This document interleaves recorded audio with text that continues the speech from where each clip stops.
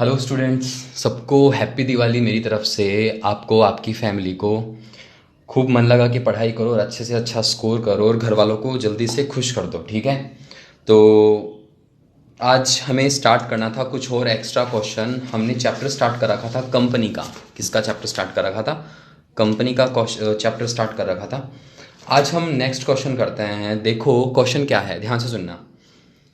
Question है ABC limited issue 8,000 equity share to public. Company 8,000 share issue करना चाहती है पब्लिक में। कितने शेयर्स इशू करना चाहती है सर? 8,000 शेयर्स इशू करना चाहती है to the public. Face value of the share is 100 rupees. Face value कितनी है? 100 rupees. Issued at 10% premium, plus कर दो 10 रुपीज़। 100 रुपीज़ का 10% कितना होता है सर? 10 रुपये होता है। तो 10 रुपये ऐड कर दो, तो टोटल हम शेयर को इशू करेंगे 110 में। 110 में इशू करेंगे। 10 रुपये सिक्योरिटी प्रीमियम का है। सिक्योरिटी प्रीमियम का मैंने आपको रूल बता रखा है। जब भी हम शेयर को प्रीमियम पे इशू करेंगे, जब भी हम शेयर को प्रीमियम पे इशू करेंगे, तो इसके लिए मैंने एक आपको गोल्डन रूल बता रखा है कि हमें प्रीमियम पे इशू करते टाइम पे एक इंपॉर्टेंट लाइन याद रखनी है। देखो क्या लिखवाया था मैंने। सिक्योरिटी प्रीमियम को हमेशा ट्रांसफर या ड्यू की एंट्री में कैपिटल के साथ क्रेडिट करना है। किसके साथ? या तो वो ट्रांसफर की एंट्री में होगा या ड्यू की एंट्री में होगा, और डेफिनेटली श्योर एंड सर्टेन उसको क्रेडिट ही करना है। ये चीज़ याद रहेगी सबको? ठीक है सर, बिल्कुल याद रहेगी। आ जाओ आगे। प्रीमियम अमाउंट पेबल एज, अच्छा 10% प्रीमियम पे। Amount payable as follows. Application पे 40 रुपये, तो एप्लीकेशन पे कितने रुपए मंगाने हमें? 40 रुपये। अलॉटमेंट पे, अलॉटमेंट में कितने? 50 रुपीज़ इंक्लूडिंग प्रीमियम। अच्छा, इसमें प्रीमियम भी है, तो प्रीमियम के कितने रुपए? 10 रुपये। ध्यान से सुनना, इसमें से 40 रुपये तो होंगे कैपिटल के और 10 रुपये होंगे प्रीमियम के। समझ आई इतनी बात? एंड फर्स्ट कॉल पे बैलेंस मंगाना है। ध्यान से सुनना, फर्स्ट कॉल ध्यान से सुनना। 40 + 50 19, 90 रुपीज़ होते हैं क्या? बिल्कुल सर। हमें कितना मंगाना है? 110। तो यहाँ पे टोटल मैं 20 रुपीज़ से लास्ट कॉल करूँगा, फर्स्ट एंड लास्ट कॉल करूँगा, ठीक है। एक बार मैं प्रीमियम को हटा देता हूँ, तो प्रीमियम को हटाने के बाद हमें 100 रुपये चाहिए। क्लियर है सबको? तो देखो 40 + 40, 40 + 40 80 रुपीज़। क्योंकि 50 में 10 रुपीज़ प्रीमियम है ना, तो प्रीमियम को हटा दो एक बार। 40 + 40 = 80, 80 + 20 तो 100 हो गया। क्लियर है यहाँ तक? ठीक है सर। आगे देखो क्या है। Application received for 10,000 shares. अरे वाह, लोगों ने बैंक में 10,000 शेयर्स को परचेज करने के लिए पैसे डिपॉजिट करवा दिए। बैंक में आ गया 10,000 के हिसाब से पैसे। हमें शेयर तो 8,000 इशू करना है, लेकिन बैंक में 10,000 के हिसाब से पैसे आ गए। Access money will be used on allotment. अब जो हमारे पास एक्सेस मनी है, ज़्यादा पैसे हैं, उनको हम लोग अलॉटमेंट पे यूज़ कर लेंगे। ध्यान से सुनना, जब भी एप्लीकेशन के पैसे बैंक में आएंगे, एप्लीकेशन के पैसे बैंक में आएंगे, तो 8,000 शेयर्स के हिसाब से नहीं, 10,000 शेयर्स के हिसाब से आएंगे। हमारे पास 2,000 शेयर के लिए ज़्यादा पैसे आ जाएंगे एप्लीकेशन मनी।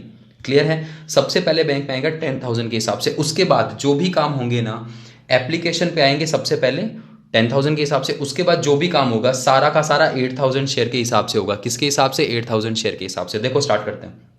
अच्छा, मैंने एक चीज़ और बता रखी थी कि पहले ट्रांसफ़र होता है या ड्यू होता है। ये चीज़ और देख लो दोबारा।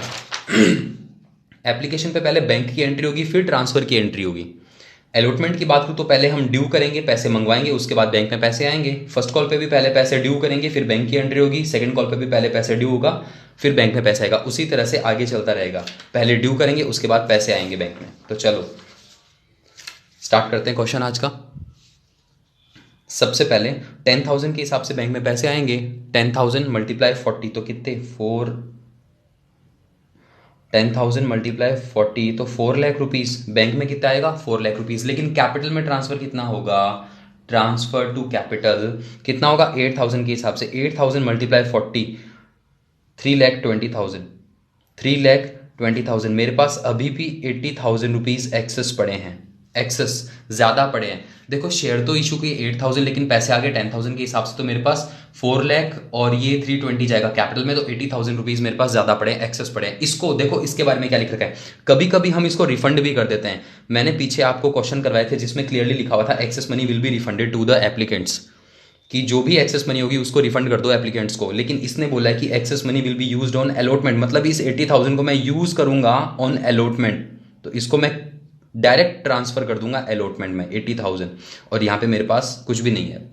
ठीक है, ये 80,000 अलॉटमेंट पे यूज़ कर लूँगा मैं। इसका क्या मतलब है कि अलॉटमेंट पे मान लो मुझे चाहिए थे, अलॉटमेंट पे मुझे चाहिए 200 रुपीज़ और मेरे पास 50 रुपीज़ पहले से आए हुए पड़े हैं, तो इसमें से माइनस कर दो 50, तो अब मुझे मार्केट से केवल 150 ही तो चाहिए ना। समझ आई बात? मार्केट से कितना चाहिए? 150। तो उसी तरह से यहाँ होगा अलॉटमेंट में, ध्यान से सुनना, उसी तरह से होगा अलॉटमेंट में। देखो क्या होगा, अलॉटमेंट में मुझे 50 रुपीज़ के हिसाब से पैसे चाहिए, 8,000 शेयर पे या 10,000 शेयर पे, आराम से सोच के बताना। मैंने आपको पहले ही बोला था कि जो एप्लीकेशन का सबसे पहले जब पैसे आएंगे वो आएंगे एप्लीकेशन के हिसाब से, लेकिन उसके बाद में मैं उनको 8,000 के हिसाब से ही सारे एडजस्टमेंट करने वाला हूँ। तो अलॉटमेंट पे मैं पैसा मंगाऊंगा 8,000 शेयर पे, 8 5 जा 40, 4 लाख रुपीज़ मंगाऊंगा मैं, 4 लाख रुपीज़। ध्यान से सुनना, इस 4 लाख में प्रीमियम भी इंक्लूड हो गया और कैपिटल के पैसे भी, ठीक है। यहाँ पे मैं उसको अलग अलग नहीं करने वाला, बिल्कुल क्लियर, बिल्कुल सिंपल सा चलेगा। 8,000 मल्टीप्लाई 50 तो 4 लाख रुपीज़। अब ध्यान से सुनना, मेरे पास पहले से कितने आए हुए पड़े हैं सर? 80,000 तो पहले से आए हुए पड़े हैं, तो इसको इसमें से माइनस करेंगे, प्लस मत करना, कुछ बच्चे प्लस कर देते हैं, माइनस करना है। तो अब मुझे मार्केट से चाहिए केवल 3,20,000 रुपीज़ और ये बैंक में आ जाएंगे। पहले मैं ड्यू करूंगा, ड्यू की एंट्री हमेशा फुल अमाउंट से होगी, फुल अमाउंट से, उसके बाद बैंक में पैसे आएंगे केवल 320। आगे आ जाओ फर्स्ट कॉल पे। फर्स्ट कॉल पे मुझे दोबारा पैसे ड्यू करने, बताओ 8,000 के हिसाब से करूँ कि 10,000 पे? सर 8,000 के हिसाब से, बिल्कुल। 8 2 16, 1,60,000 और ये पूरे के पूरे बैंक में आ जाएंगे 1,60,000। कुछ भी एडवांस वगैरह कुछ भी नहीं पड़ा अपने पास, ठीक है। सर जल्दी जल्दी एंट्री करवा दो। देखो 1 2 और 3, इसकी 2 एंट्री होगी, इसकी 2 एंट्री और इसकी 2 एंट्री, टोटल 6 एंट्री होने वाली है। सातवीं कोई एंट्री पास नहीं होगी, ध्यान से सुनना। फर्स्ट एंट्री क्या होगी? फर्स्ट एंट्री होगी बैंक में पैसे आने की, एप्लीकेशन की 2 एंट्री होगी जिसमें से फर्स्ट एंट्री कर रहा हूं मैं। सबसे पहले बैंक में पैसे आएंगे, बैंक अकाउंट डेबिट। कितने आएंगे सर बैंक में? 4 लाख रुपीज़ आएंगे सबसे पहले, बिल्कुल सही, 4 लाख रुपीज़। फिर टू इक्विटी शेयर एप्लीकेशन, ये एप्लीकेशन के पैसे हैं सर 4 लाख रुपीज़, तो ये एप्लीकेशन के अकाउंट में डाल दो। अब मैं करूंगा ट्रांसफर की एंट्री, तो ट्रांसफर की एंट्री में क्या होगा? एप्लीकेशन से पैसे निकाल के कैपिटल में ट्रांसफर कर दूंगा, ये जो 3,20,000 है वो। तो ध्यान से सुनना, equity share application account debit, कितना?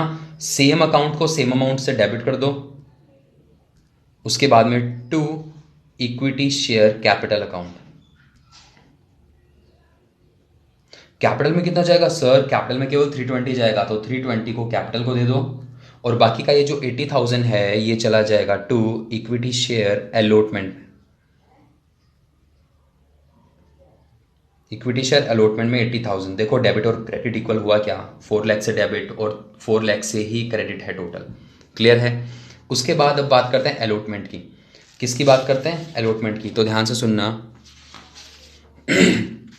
बात करते हैं अलॉटमेंट की।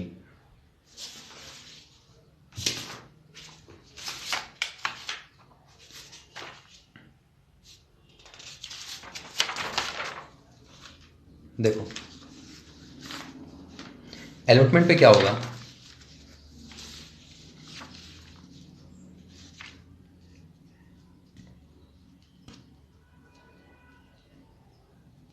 अलॉटमेंट पे क्या होने वाला है सर ये बता दो जल्दी से हमें।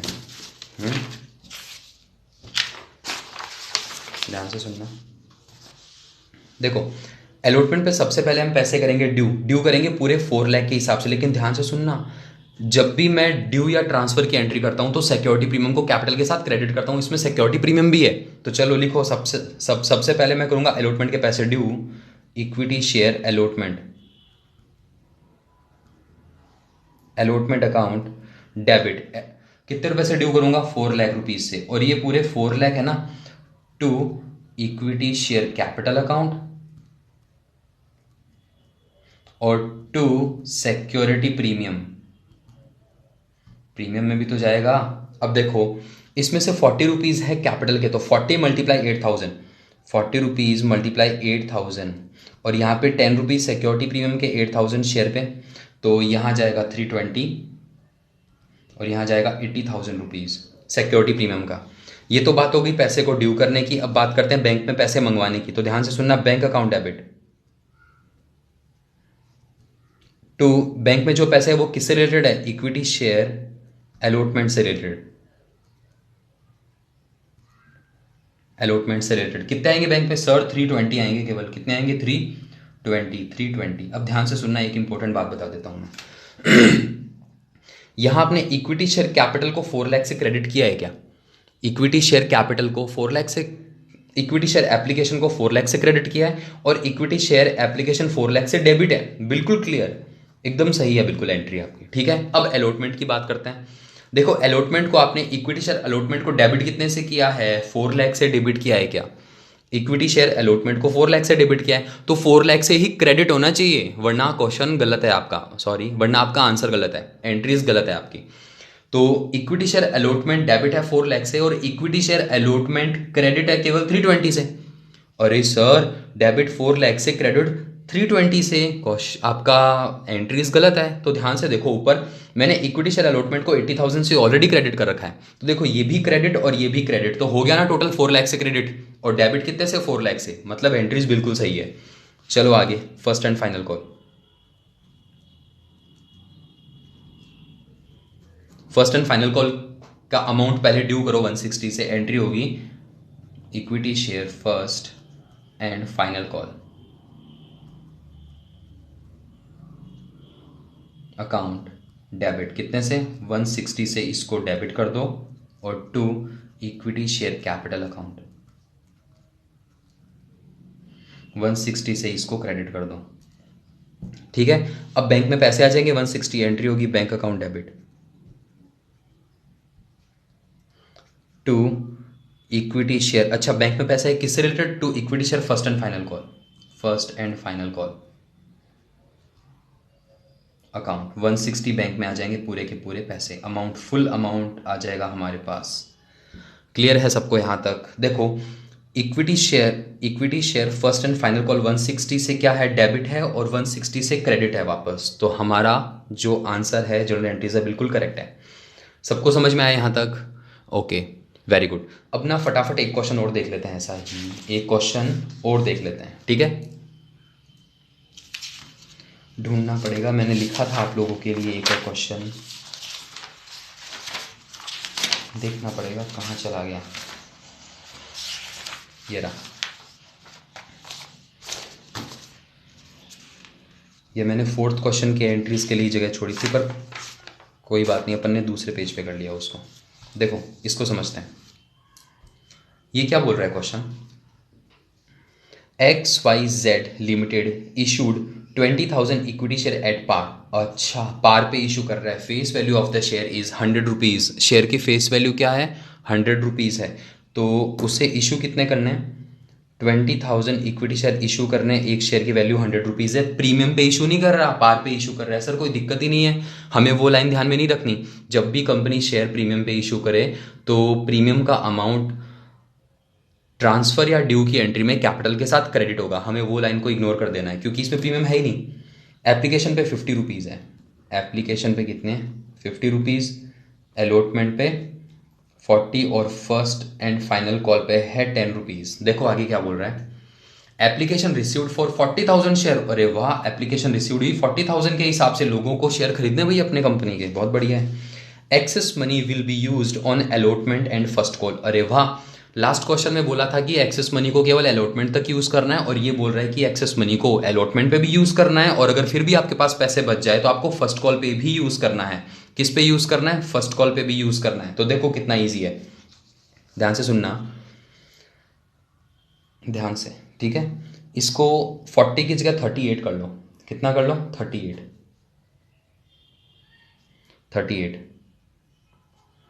ठीक है, चलो चलते हैं आगे। कंपनी के पास एप्लीकेशन कितने ही? 38,000 शेयर के हिसाब से कंपनी के पास एप्लीकेशन आएगी, और कंपनी ने शेयर इशू करने केवल 20,000। तो बताओ सबसे पहले एप्लीकेशन में पैसे 20 के हिसाब से आते हैं कि 38 के हिसाब से? सबसे पहले बैंक में पैसे आएंगे 38 के हिसाब से। 38,000 मल्टीप्लाई 50, तो कितना हो जाएगा? 19 लाख। सही है क्या? 19 लाख रुपीज़ हो जाएगा। कितना हो जाएगा? 19 लाख रुपीज़। दोबारा सुनना, 38,000 शेयर के हिसाब से, एप्लीकेशंस के हिसाब से हमारे पास पर शेयर पे 50 रुपीज़ आएंगे, तो हमारे पास 19 लाख रुपीज़ नहीं आ जाएंगे क्या? ठीक है सर, बिल्कुल आ जाएंगे। लेकिन कैपिटल में कितना ट्रांसफर होगा? Transfer to capital, direct capital में ट्रांसफर कर दो, वो होगा 20,000 के हिसाब से। 20,000 मल्टीप्लाई 50, तो ये हो जाएगा 10 लाख रुपीज़ कैपिटल में ट्रांसफ़र। कितना? अभी भी मेरे पास 9 लाख रुपीज़ एक्सेस मनी पड़ी है। इस एक्सेस मनी का क्या करूं सर, पॉकेट में इतने रुपए ज़्यादा पड़े हैं। तो देखो क्लियरली लिखा हुआ है access money will be used on allotment and first call.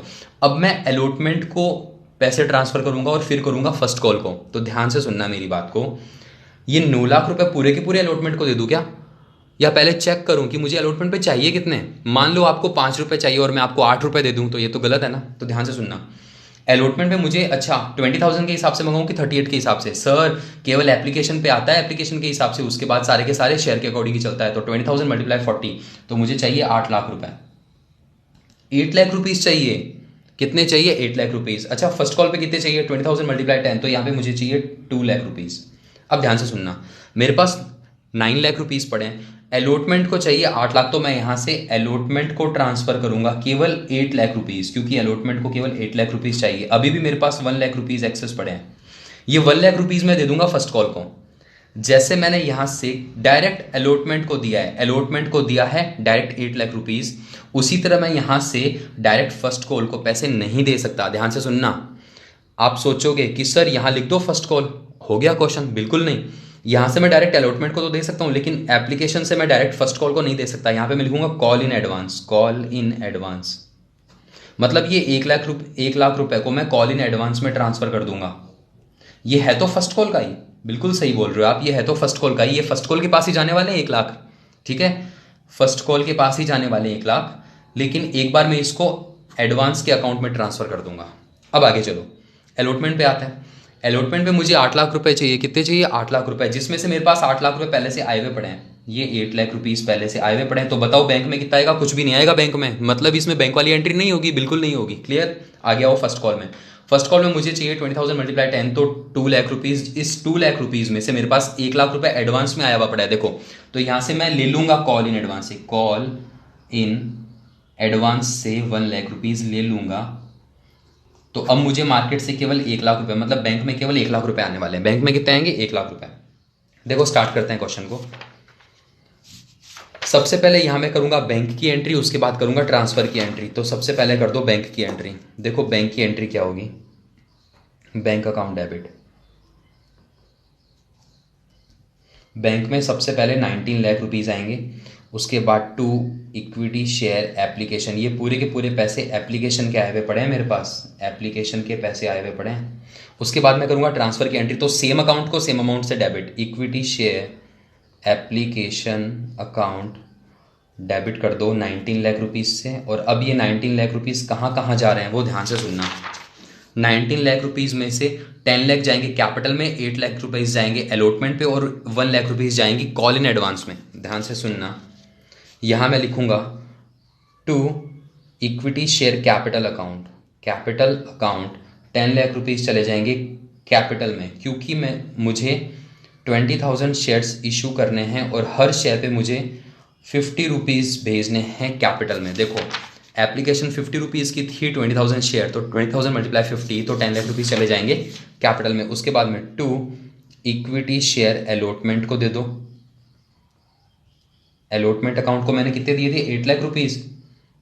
फिर भी 1 लाख रुपए मेरे पास ज़्यादा पड़े थे, उसको मैंने डाला था कॉल इन एडवांस में। 2 calls in advance 8 lakh rupees call in advance में। आगे आ जाओ, एंट्री करते हैं अलॉटमेंट की। अलॉटमेंट में पहले मैं पैसे ड्यू करूंगा, तो ड्यू की एंट्री होती है equity share allotment account. Allotment account को करो डेबिट, कितने से? अलॉटमेंट को फुल अमाउंट से 8 लाख रुपीज़ से डेबिट करना है। 8 लाख रुपीज़ से हो गया डेबिट, इसको कर दो 2 equity share capital account 8 lakh. अब होगी बैंक की एंट्री, तो बैंक वाली एंट्री मैं यहाँ पे पास नहीं करने वाला, क्योंकि मेरे पास बैंक में कुछ आएगा ही नहीं। पूरे के पूरे 8 लाख रुपीज़ मेरे पास एडवांस पड़े थे, वो मैंने यूज़ कर लिए, ठीक है। तो अब करो फर्स्ट कॉल को ड्यू करने की एंट्री 2 लाख रुपए से। अब मैं फर्स्ट कॉल की अमाउंट ड्यू करूंगा, एंट्री होती है equity share first call account debit, कितने रुपए से? 2 लाख रुपीज़ से। पैसे ड्यू कर दो 2 लाख रुपए, और 2 equity share capital account 2 lakh rupees due कर दिए पैसे। ड्यू करने के बाद अब क्या करना, ध्यान से सुनना। अब मैं करूंगा बैंक की एंट्री। किसकी करूंगा? बैंक की एंट्री। तो बैंक में तो सर मेरे पास केवल 1 लाख रुपए आने वाले हैं, और 1 लाख रुपए मैं वो भी यूज कर लूंगा जो मेरे पास एडवांस पड़े थे। ध्यान से सुनना, बैंक में कितने पैसे आएंगे? Bank account debit, bank account debit 1 lakh रुपए, केवल सिर्फ 1 लाख रुपए आएंगे। लेकिन ध्यान से देखो, मेरे पास कॉल इन एडवांस में क्रेडिट में पड़ा है 1 लाख रुपीज, इसको भी मैं यूज कर लूंगा। इसको मैं क्या करूंगा? यूज करूंगा। तो ये है अभी है क्रेडिट, इसको करो debit. Calls in advance 1 lakh rupees. देखो ये क्रेडिट पड़े था, ये क्रेडिट पड़ा था, इसको मैंने डेबिट कर लिया, तो अकाउंट क्लोज हो गया। ये जो कॉल इन एडवांस वाला अकाउंट है, उस अकाउंट में अब कुछ भी पैसे नहीं है क्योंकि वो मैंने यूज कर लिए। और टू कर दो, to equity share first call, first and final call, 2 lakh रुपए, 2 लाख रुपीज। दोबारा देखो, इक्विटी शेयर एप्लीकेशन कितने से क्रेडिट है? 19 लाख रुपीज से, और डेबिट भी है 19 लाख रुपीज से। ये एंट्री बिल्कुल सही है। उसके बाद आ जाओ, equity share allotment 8 lakh rupees से डेबिट है। Equity share allotment 8 lakh rupees से डेबिट है, और क्रेडिट करने की एंट्री मैंने की नहीं क्या? अरे कहाँ नहीं की? देखो इक्विटी शेयर अलॉटमेंट क्रेडिट भी तो है। Equity share allotment 8 lakh rupees से, मैंने जब एप्लीकेशन से अलॉटमेंट को 8 लाख रुपीज ट्रांसफर किए थे तो मैंने इसको क्रेडिट नहीं किया था क्या? बिल्कुल सही। तो ये वाली भी मेरी एंट्री क्लियर हो गई, ये वाली एंट्री भी बिल्कुल सही है। यहाँ डेबिट और ऊपर ही मैंने इसको क्रेडिट कर दिया 8 लाख रुपीज से। आगे आ जाओ, equity share first and final call को मैंने डेबिट किया 2 लाख रुपीज से, और मैंने equity share first and final call को क्रेडिट कर दिया 2 लाख रुपीज से। तो ये भी मेरी एंट्री बिल्कुल करेक्ट है। समझ में आई सबको इतनी बात? ओके। तो आज के जो ये है, आज की क्लास में सिर्फ इतना ही। लेकिन मैं आपको एक चीज़ बताना चाहता हूँ, मैं ध्यान से सुनना, मोस्ट इंपॉर्टेंट लाइन है। जब हमें कॉल इन एडवांस मिलेगा, जब हमें कॉल इन एडवांस रिसीव होगा, तो जिस टाइम पे वो रिसीव हो रहा है, उस टाइम पे उसको मैं करता हूं क्रेडिट। देखो ये मुझे यहां रिसीव हुआ, मुझे एडवांस में ही रिसीव हो गया, तो मैंने इसको कर दिया क्रेडिट। और जिस इंस्टॉलमेंट से वो रिलेटेड है, तो बताना ये जो एडवांस है ये रिलेटेड किससे है? इसको मैंने यूज कहां किया है? मैंने इसको फर्स्ट कॉल पे यूज किया। तो ध्यान से सुनना, ये रिलेटेड किससे है? फर्स्ट कॉल से। तो जिस इंस्टॉलमेंट से वो रिलेटेड है या जहां मैं उसको यूज कर रहा हूं, उसमें बैंक वाली एंट्री में डेबिट होगा। कौन सी एंट्री में? ड्यू वाली एंट्री में मत कर देना गलती से भी। कौन सी एंट्री में करोगे सर? उसको मैं करूंगा बैंक वाली एंट्री में डेबिट, क्योंकि वहां क्रेडिट है, यहां मैं उसको डेबिट कर लूंगा। इस लाइन को मैं लिखवा देता हूं फटाफट, ध्यान से सुनना। ये जो मैंने सिक्योरिटी प्रीमियम की लाइन लिखवाई है ना, उसके साथ ही लिखना, बहुत इंपॉर्टेंट लाइन है, बहुत इंपॉर्टेंट लाइन है। इसके साथ ही लिखवाता हूं मैं पॉइंट नंबर 2। एक तीसरा पॉइंट भी लिखाऊंगा कॉल्स इन एरियर से रिलेटेड। तो पहले तो इसको लिखो आप। देखो जब हमें कॉल इन एडवांस मिलता है, अच्छा जब वो हमें मिलेगा तो मिलते टाइम पे हम उसको बैंक वाली एंट्री में क्रेडिट करेंगे या ट्रांसफर वाली एंट्री में या ड्यू वाली एंट्री में? तो ध्यान से सुनना, लिखवा देता हूं मैं।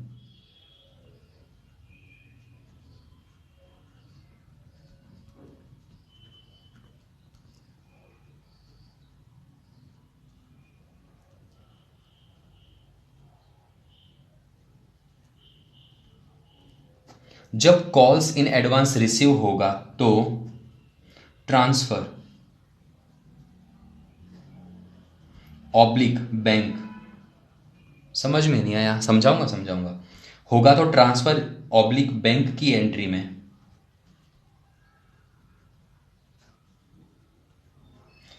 क्रेडिट होगा। जब ये तो वही उसको क्रेडिट करने की बात, मतलब रिसीव होने की बात। अब बात करते हैं उसको यूज कैसे करेंगे। जब एडवांस का यूज किया जाएगा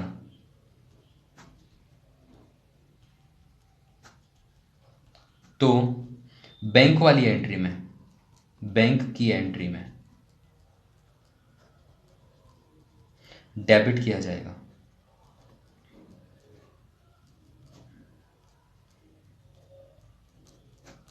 ये चीज तो यहां से तो आप सभी को क्लियर होगा कि जब एडवांस का यूज किया जाएगा। देखो मैं इसको फर्स्ट कॉल पे यूज कर रहा हूं। कहां यूज कर रहा हूं? फर्स्ट कॉल पे। जब एडवांस का यूज किया जाएगा तो बैंक की एंट्री में, ये ड्यू की एंट्री है, ये बैंक की एंट्री है, तो बैंक की एंट्री में डेबिट किया जाएगा। मैंने बैंक वाली एंट्री में इसको डेबिट नहीं किया क्या? बिल्कुल सही सर। तो ये जो सेकंड लाइन है इसकी, ये तो आप सबको समझ में आ गई, लेकिन ये जो फर्स्ट लाइन है ना, फर्स्ट लाइन, ये आपको समझ में नहीं आई कि जब कॉल इन एडवांस रिसीव होगा तो ट्रांसफर और बैंक की एंट्री में क्रेडिट होगा, है ना? ये लाइन समझ में नहीं आई। ओके, बिल्कुल सर, थोड़ा सा डाउट है, तो इसको मैं नेक्स्ट क्लास में बहुत अच्छे से समझा दूंगा, तब तक आप इसको अच्छे से पढ़ो। मिलते हैं नेक्स्ट क्लास में, तब तक के लिए थैंक यू।